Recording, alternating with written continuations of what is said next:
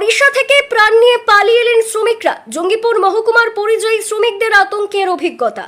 কাজের আশায় ওড়িশার ময়ূরভঞ্জ জেলার যোশীপুরে গিয়েছিলেন জঙ্গিপুর মহকুমার একাধিক এলাকার পরিযায়ী শ্রমিকরা, কিন্তু সোমবার রাতের ঘটনা তাদের জীবনের এক দুঃস্বপ্নে পরিণত হয়।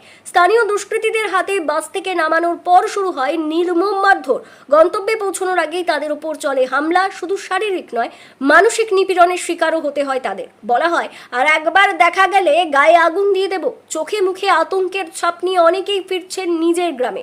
কেউ হাত ভেঙেছেন, কারো মাথায় চোট, কেউ বা দৌড়ে প্রাণ বাঁচিয়েছেন বন দিয়ে। আতঙ্কে ফিরেই অনেকে সিদ্ধান্ত নিয়েছেন আর বাইরে পা রাখবেন না। একজন শ্রমিক জানান, আমরা তো শুধু পেটের দায়ে কাজ করতে গেছি, আমাদের কি অপরাধ ছিল? ওরা বলল, এখানকার লোকেরা নিজেরাই কাজ পাচ্ছে না, বাইরে থেকে লোক এনে কাজ দিলে চলবে না। জঙ্গিপুর মহকুমার একাধিক এলাকা ধুলিয়ান, লালবাগ, রঘুনাথগঞ্জ, শামশেরগঞ্জ, সুতি থেকে এই ধরনের ঘটনার কথা উঠে এসেছে। প্রশাসনের পক্ষ থেকে এখনো পর্যন্ত কোনো প্রতিক্রিয়া পাওয়া যায়নি। তবে স্থানীয় বাসিন্দারা এই পরিস্থিতির ক্ষোভে ফেটে পড়েছেন। তারা বলেছেন, যারা দিনরাত কষ্ট করে রোজগার করেন তারা যদি নিরাপদ না হন তাহলে কিভাবে চলবে? এই ঘটনার পেছনে স্থানীয় বেকারত্ব, রাজ্যভিত্তিক বৈষম্য ও রাজনৈতিক প্রভাব থাকতেও পারে বলে অনেকে মত দিচ্ছেন। তবে এখন সবচেয়ে বড় প্রশ্ন, পরিযায়ী শ্রমিকদের সুরক্ষা ও তাদের কর্মসংস্থানের কি হবে? এ বিষয়ে জেলা প্রশাসনের হস্তক্ষেপ ও দুই রাজ্যের সমন্বয় প্রয়োজন বলে মনে করছেন সমাজকর্মীরা।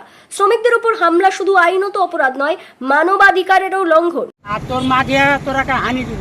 ওটা কারা বলছে? ওটা আপনার উড়িষ্যার লোক।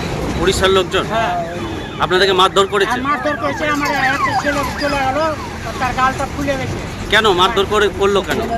ওইটা তো কথা বলতে না বলতে মারতে আরম্ভ করে দিয়েছে। ওরা কোনো কারণ বলেছে? আপনারা কিছু না, করেছিলেন? কারণ করেনি। ব্যাঙ্গালোর বাস আসলে আগুন লাগিয়ে দেবো। আর